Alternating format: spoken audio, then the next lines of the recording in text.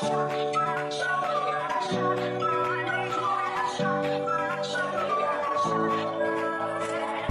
my little angels, and welcome back to another tutorial video, you guys. We finally have another Lua event after a year and a half.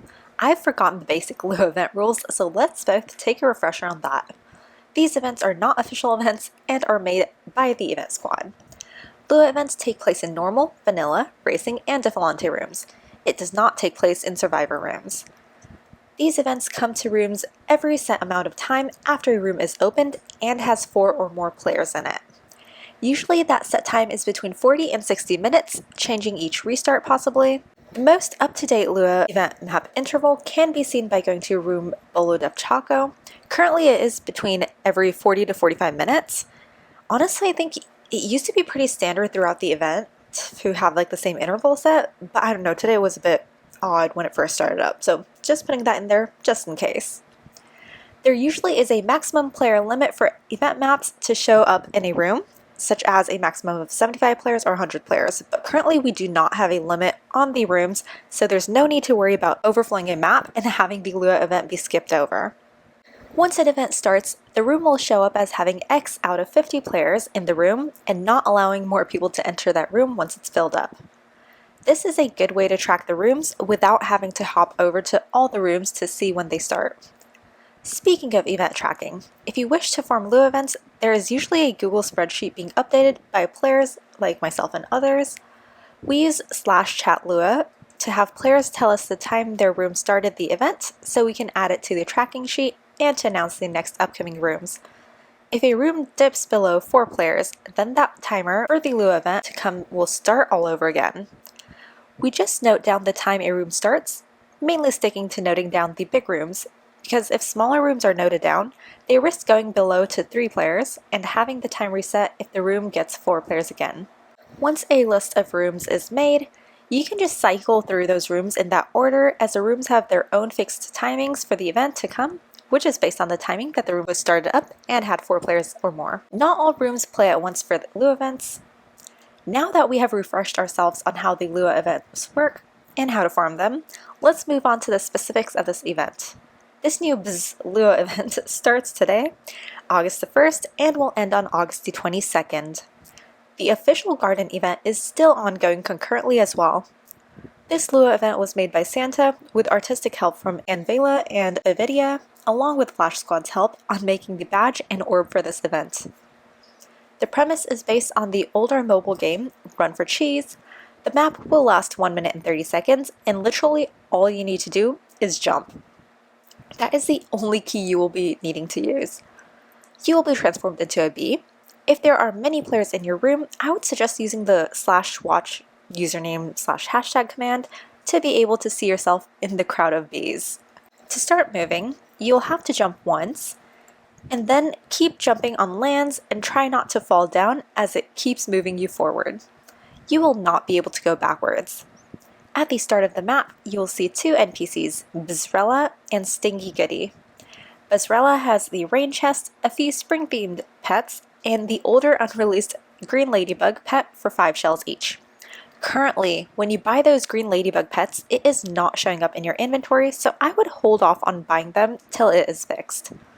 Stingy Goody will show you your honey multiplier, the number of jumps you get each time you touch a ground, and how many revives you get, or how many revives you have left in that round, along with information on how much honey you have collected and how far you've flown. As you start to move forward, your goal is to collect all the honey you can without falling down. You will come across various ground types, including ice ground, wood ground, which falls down after someone's been on it, and some trampoline grounds to give you an extra bounce. You start off with 1 jump, which means that your 1 jump resets every time you touch any land from any aspect. There may be skeleton bees in your path, so be sure to jump over them to avoid dying as well. And later into the map, rocks will start falling as well, so good luck dodging them too. The advent calendar shows you how far you have flown in total and the total honey you have collected without any multiplier. Then it has completion points for collecting a total of 200, 500, 1000, and 2000 honey, and for flying a total of 100,000 kilometers, which is calculated with your multiplier, the honey I'm talking about. So the values you see hovering over each one will be higher than the top 2 numbers in the calendar. You get 10 tickets when you collect 200 honey, 15 tickets when you collect 500 honey, 20 tickets when you collect 1,000 honey, 25 tickets when you collect 2,000 honey. You get a badge when you have collected a total of 10 million honey, and you get 25 tickets and the orb when you have flown for that total of 100,000 kilometers, which is also on the advent calendar as well. It seems daunting now, doesn't it? But you know the best part? When you reach certain amounts of total honey collected, you will gain multipliers and some perks. Here's the list of them, and they will unlock automatically. This will help you speed through this event in a breeze. By tracking the rooms and hopping, you can even complete it in about 5 to 6 hours. It will take you the longest to get the total flown amount, more than the honey you need, since you have a multiplier for honey. I would focus on getting honey faster though, because you get those multiplier perks, especially getting more jumps and revives. Stay on higher ground in the first 30 seconds of the map, because it is really easy to die if you're at the bottom, since wood grounds probably disappear, making it harder to jump across large areas of spaces and the falling rocks too.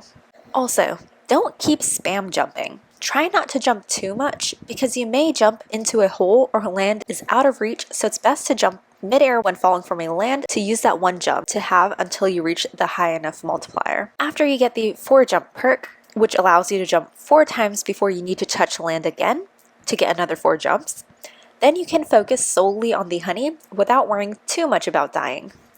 After you have collected all your honey and only have flying mileage left to do, fly up to the top row of planks and stay in that area, or just above it. Less things to bump into to slow you down. At this point, you'll have the power to jump about 20 times before you need to touch a ground again. Around 30 or more seconds into this round, when you see a rock starting to fall, this is the best time to get yourself higher into the air just out of sight so you do not get hit by the rocks. And occasionally touch the ground when you see ground near the top. But don't fly too far up high, else you will end up dying. You can get 2 to 2.5k distance each round this way. If you die and have to restart, the flown distance still counts, so not a big deal even if you do die. By this point, you'll have at least 3 revives each event round. Hope that covers everything, and now you feel ready to take on this new event.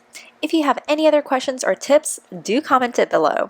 Good luck and have fun! It is a chill break from the grind of the garden event, so enjoy! Bye! QTAngel out. As always, peace!